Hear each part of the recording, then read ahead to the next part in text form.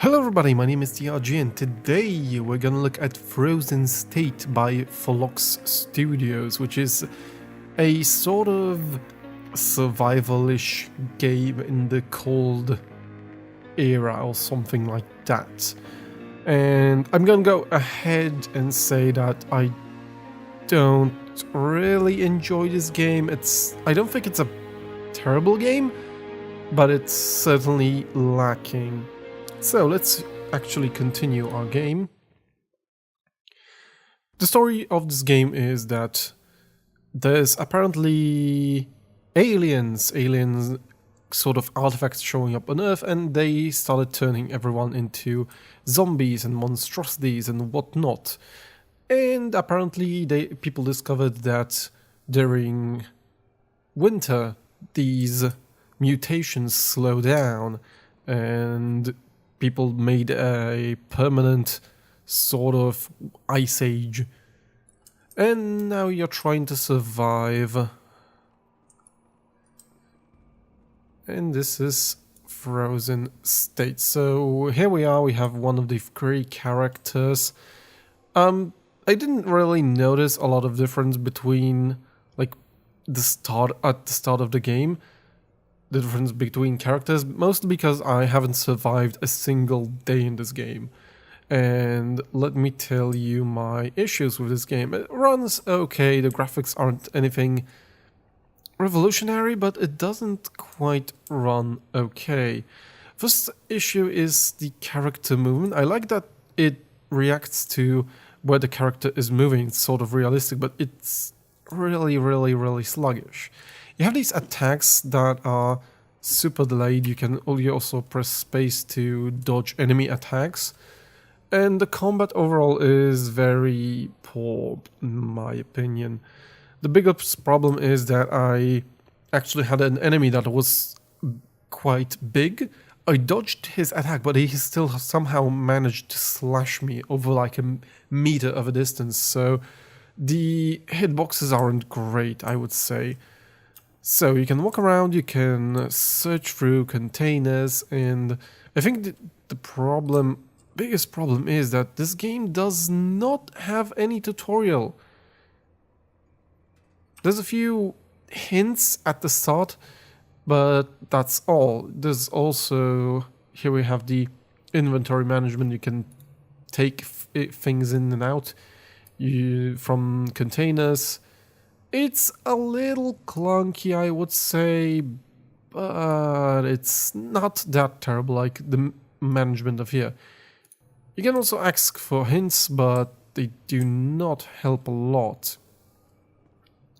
So the main meat of the UI, because the UI on the screen is very minimal, is on the tab, and here we have the biggest clusterfuck I've ever seen. So you have these 8 tabs at the top. There are actually 4 separate tabs in the two half screens. So on the left side we can manage our inventory, we can manage our skills, because you can level up. In this game I actually haven't found a way. There's the map you can check out. It's not available from outside of this interface, which is a bummer because a minimap would certainly help, even if it's not a full map. There's a manual that actually tells you how to sort of survive, but I've read it all and it's not really helping, to be honest. This section also takes up both of these spaces, while the other ones only take 1 space. Another thing I'm really bummed out about is the fact that these do not sort in any sort of way. You can group them in various 4 categories of like something, because besides these 4 icons, there's not really any sort of label of what this category actually is. And if you have all, they are not sorted like alphabetically. Like alphabetically, I would know that, oh, I'm looking for firewood. It's under F, so somewhere in the beginning. But you know, you can just have things on A somewhere on the bottom of the list. It's not really useful because sometimes you don't know what you're looking at. Also, like mini icons would help to distinguish items from one another, because I suddenly have no idea, like, it would be helpful, in my opinion.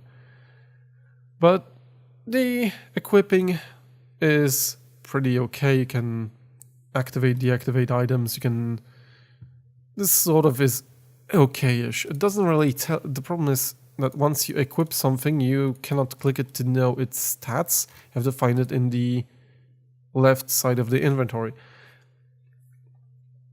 The condition is sort of okay, but I'm not really sure if which bars are good, because poisoning right now is full.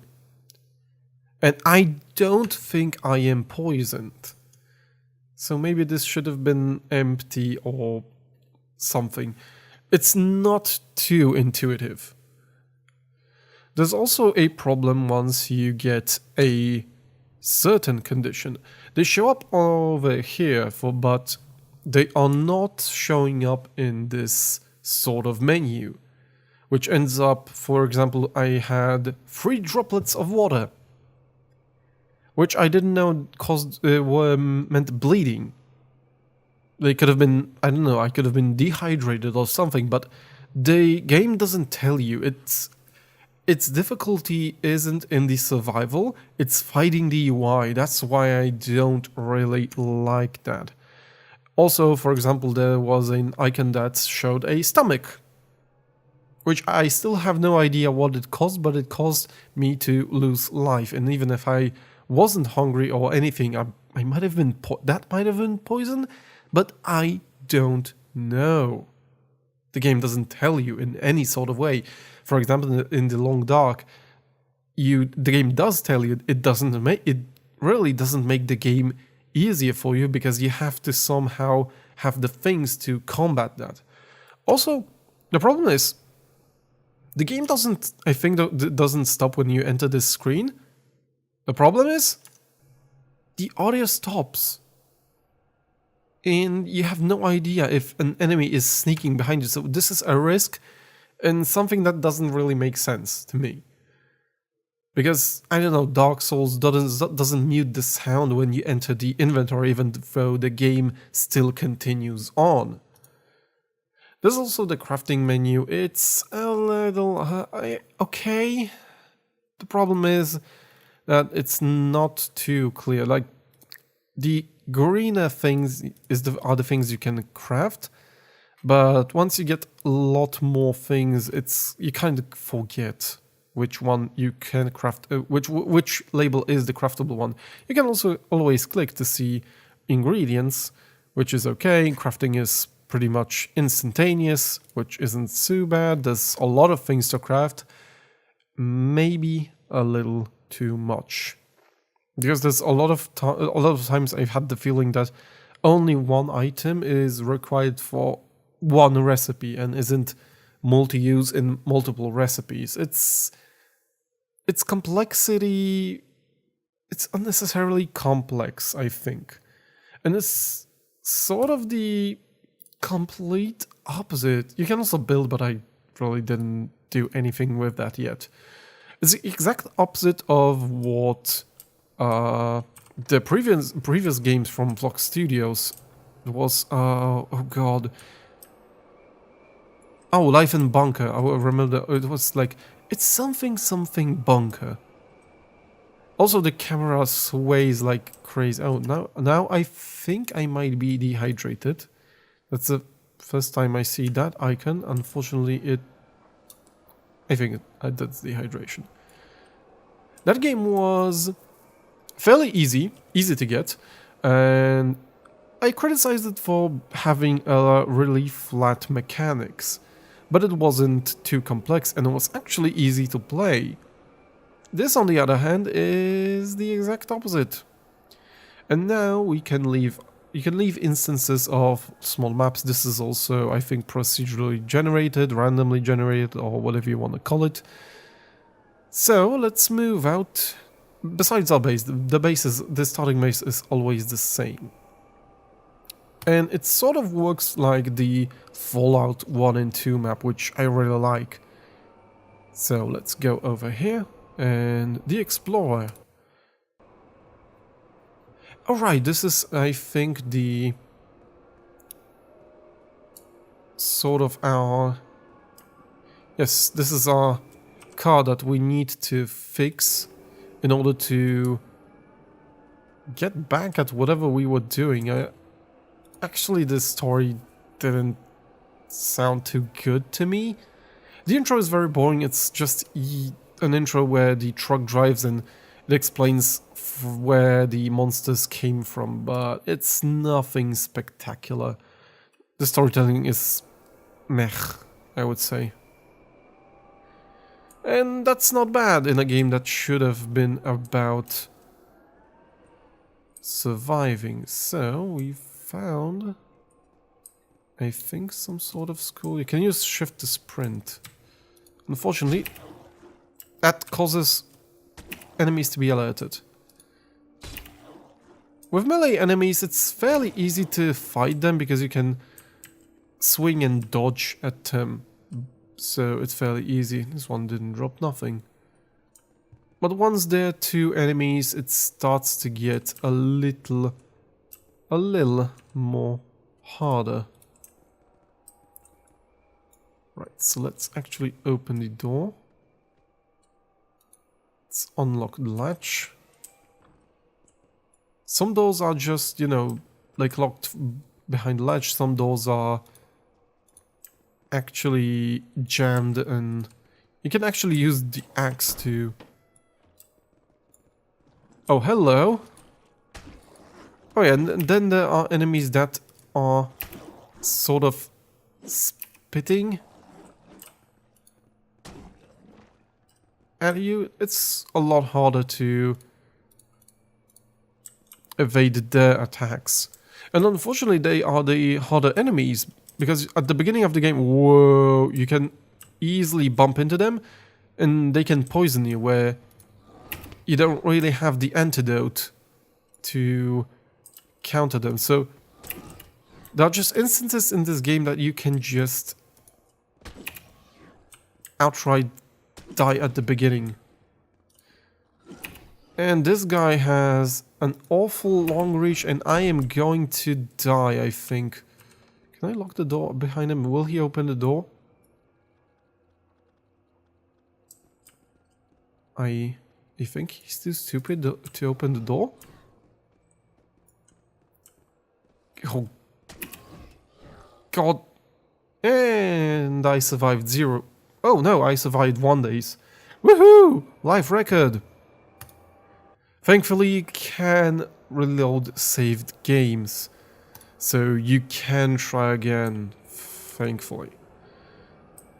But this doesn't really, you know, make the game more enjoyable. Ooh, dead body. Tooth powder. If only it makes the game a little bit more bearable, in my opinion. And now there's a runny thingy. God, it's kinda like the Thing of video games.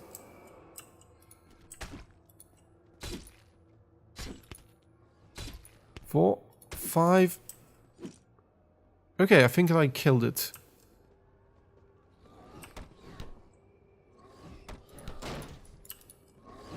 And there's another enemy, and I have nowhere to run. Fortunately, this guy wasn't too smart or too strong. There's a lot of things here. Nothing to loot, though.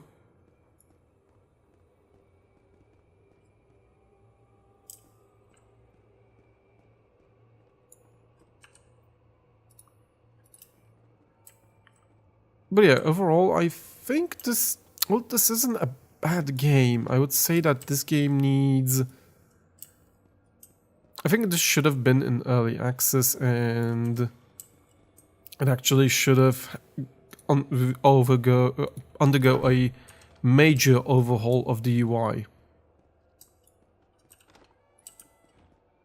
Because what it offers right now is not the best experience, I think. Oh, hello. Hello. Oh, yeah, now I think I'm bleeding. Ah, yes, I think I am. I think I am. The problem is 57 health. I'm going to die soon. Why? Because I probably cannot make... Oh, I can actually make a big bandage. Can I apply it? Equip. Or can I actually use it? No. Can I?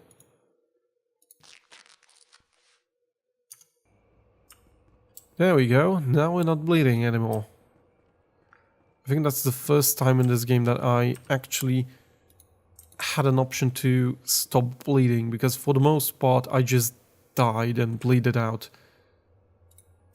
You cannot carry too much on yourself. You can carry a lot, but not too much. But yeah, I think this game suffers from problems. Problems that can be fixed. Problems that can be patched out. My name is TRG, taking a look and, I guess for the most part, criticizing Frozen State. I'll see you next video.